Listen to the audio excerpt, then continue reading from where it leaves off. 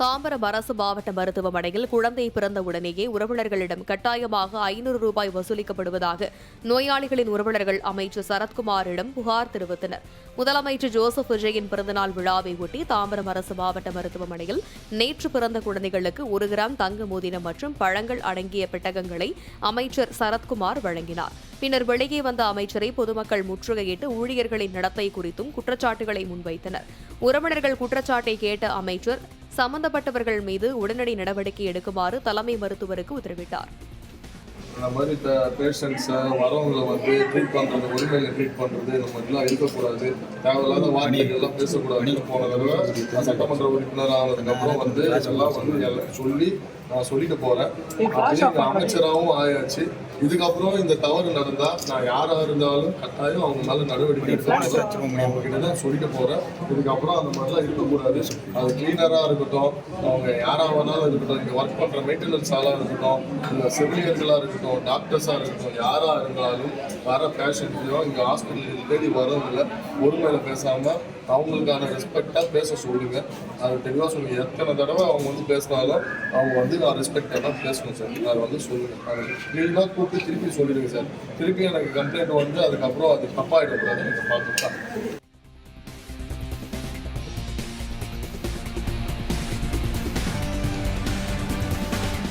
கிருஷ்ணகிரி மாவட்டம் தேன்கனிக்கோட்டை அருகே 80 வயது மூதாட்டிக்கு மயக்க மருந்து கலந்து கொடுத்து பணத்தை கொள்ளையடித்து சென்ற நபரை போலீசார் தேடி வருகின்றனர். கெலமங்கலம் அருகே வசிக்கும் சின்ன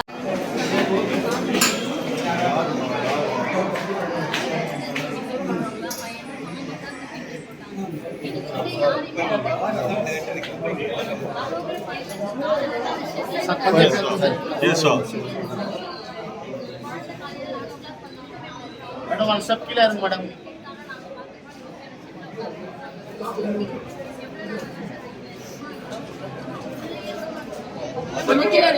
இறங்குமா கீழே இறங்கு கிட்ட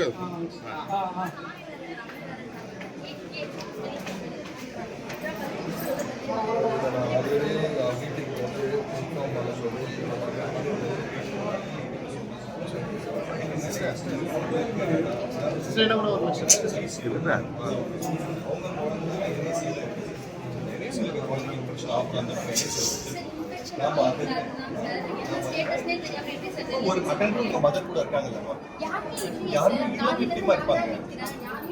மதர் கூட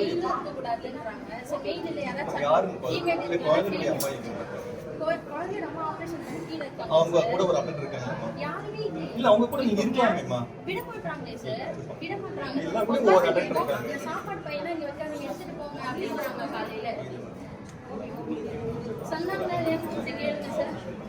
இப்போ நான் போகும்போது ஒவ்வொரு பேஷண்ட்டும் அட்டெண்டர் இருந்தாங்க. நான் போயிட்டு இப்போ கோயில் இருக்கு மோதிரம் போட்டேன், கிட்டு கொடுத்தேன்.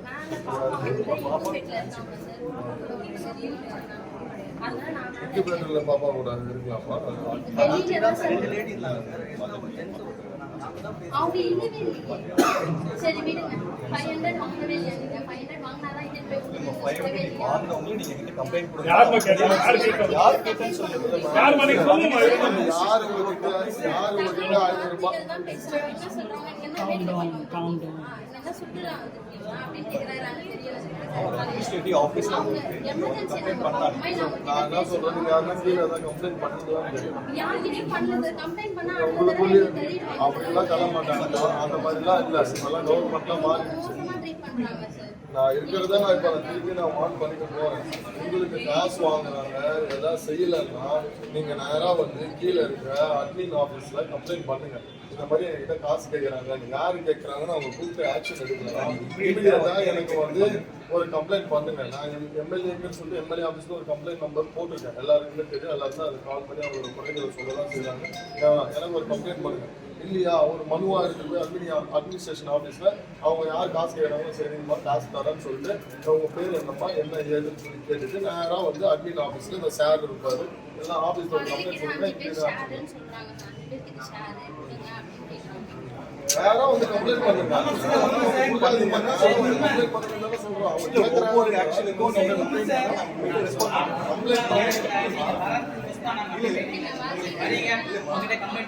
நான் திருப்பி போகும்போது கட்டாயம் வான் பண்ணிட்டு போறேன். ஓகேவா? அந்த மாதிரி யாரு உடனடியாக ஆக்ஷன் சொல்லிக்கோ அப்படின்றாங்க. அந்த வார்த்தை இன்னைக்கு மத்தியானம் கூட அவங்க வாங்கிட்டாங்க. அவங்க யாருன்னு அப்படி பேசுறவங்கள ஒன்றும் பண்ணாதீங்க. அவங்க என்னன்னு சொல்லிட்டு நான் யாரோ வந்து அட்மின் ஆஃபீஸ்ல வந்து கம்ப்ளைண்ட் கொடுத்து ஆக்ஷன் எடுக்கலன்னா ஒரு கேள்வி கேட்கறாங்க. நீ 10 வாட்டி போயிட்டு வரவங்க கிளீன் பண்றதுக்கு நான் வச்சு ஆள் வச்சிருக்காங்க எனக்கு அப்படின்னு கேட்கிறாங்க. அப்ப ஹாஸ்பிட்டல் உங்களோட வேலை என்ன? கிளீன் பண்றதுக்கு உங்களை வச்சிருக்காங்க. நீங்க ஒன்னும் சும்மா வேலை செய்யல.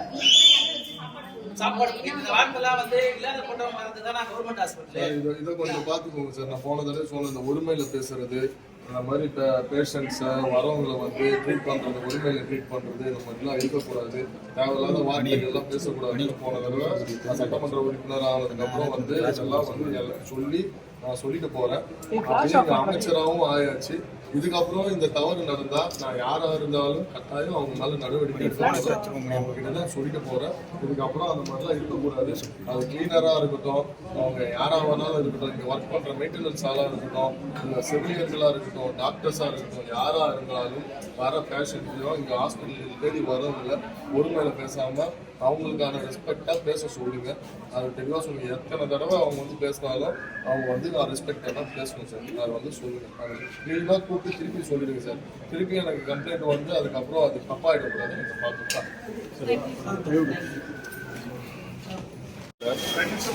டேப்லாம் வந்து சரியா இல்லை அப்படின்றத கம்ப்ளைண்ட் பண்ணிருக்காங்க.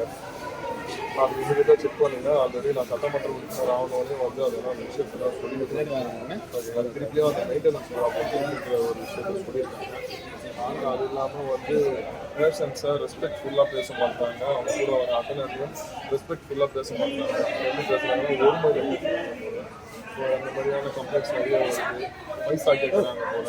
இந்த மாதிரி வந்து ஒரு பாப்பா பிறந்து அதை ஷிஃப்ட் பண்ணணும்னா நீங்கள் 500 ரூபா கொடுங்க, 5 பேருக்கு எங்களுக்கு ஷேரு, நீங்கள் 500 ரூபா கொடுத்தா தான் ஷிஃப்ட் பண்ணுவேன் அப்படின்ற மாதிரி பேசுகிறதும், அவங்கக்கிட்ட வந்து என்ன நீ சும்மா சும்மா வந்துட்டு போகிறேன், என்ன சுற்றுலா தரமா அப்படி எப்படின்னு ஒருமையில் பேசுகிறதும், இந்த மாதிரியான நிறைய விஷயங்கள் வந்து இது பண்ணுறாங்க. ஸோ அதை ப்ளீஸ் அதை உடனே இமீடியட்டாக செக் பண்ணி அதை ஆக்ஷன் எடுங்க.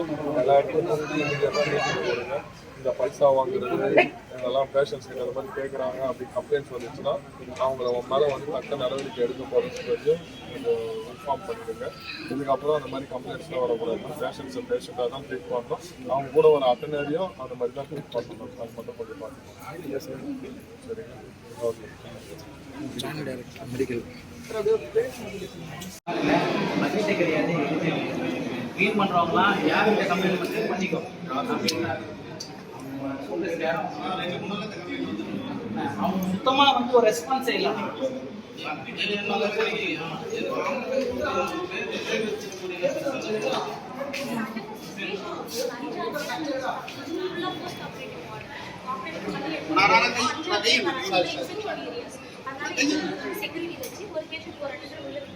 அதை மீறி ஜென்ஸ் வராங்க, லேபர் வார்டு ஆப்ரேட் பண்ணி வெளியே கொண்டு வராங்க. அப்படி இல்லை நான் வெயிட்டிங் ஹால்னு சொல்லிட்டு வெயிட்டிங் ஹால்னு ஒன்று கொடுத்துருக்காங்க. கீழே போயிருக்கோம்.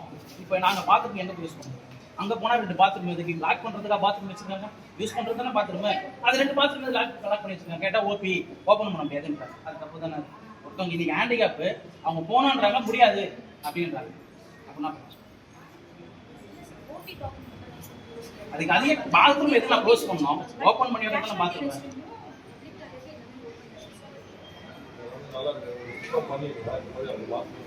சார் நான் ஆல்ரெடி ஒருத்தவங்கிட்ட சண்டை போடும்போது சூப்பர்வைசர் ஒருத்தர் வந்து கேட்டாரு. அவர்கிட்ட பேசும்போது அவங்க என்ன சொன்னாங்க அவர் எதுலேயும் பேசுன்னு கேட்டு பாருங்க. யாருக்கிட்ட கம்ப்ளைண்ட் பண்ண முடியும் பண்ணிக்கோ அப்படின்றா. நான் ஒரு வீடியோ எடுத்து அப்போ நான் அவங்க கேட்டு பாருங்க. முந்தா நாள் சண்டை போட்டோமா அவங்க கிளீன் பண்றாங்க சொன்னவனே ஏந்து வந்து சார் எழுந்து வந்து கை கழுவுமா சார் கீழே இறங்கி போக முடியும்.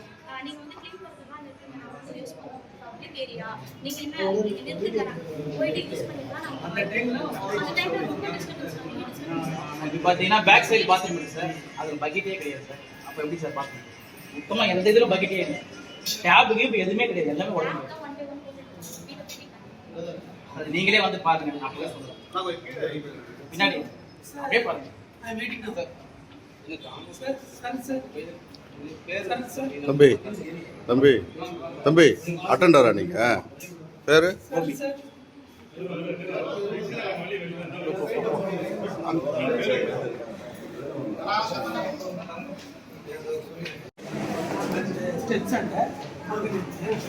அங்கே வந்து இவ்வளோ குப்பம் மலையே இருக்கு சரிங்களா? இந்த கீழே பாருங்க, இதுக்கு கீழே குப்பம் மலையே இருக்கு. அட்டெண்ட் இருக்கு, டபுள் வாட் பாத் பண்ணிருக்காங்க. ஒரு வாட்டியும் முப்பது போட்டியில் ஷிஃப்ட் பண்ணுறதுக்கு 500 ஸ்டாஃப். நான் தாமரை பண்ண தான் சார். ஆஃபீஸ் வந்து ஷிஃப்ட் பண்ணுறதுக்கு 500 ரூபாய்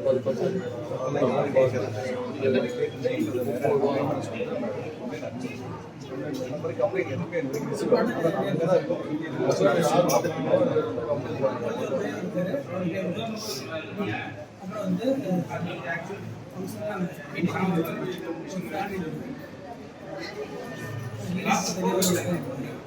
சேர் இல்லை கொஸ்டின் இல்லை பட்டு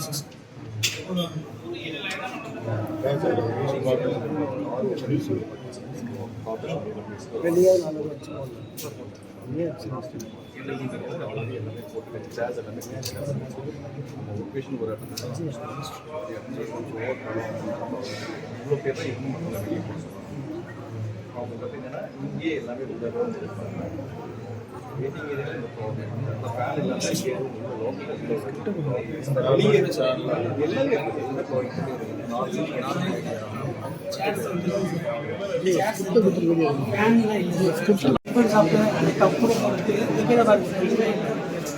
இந்த சைட்ல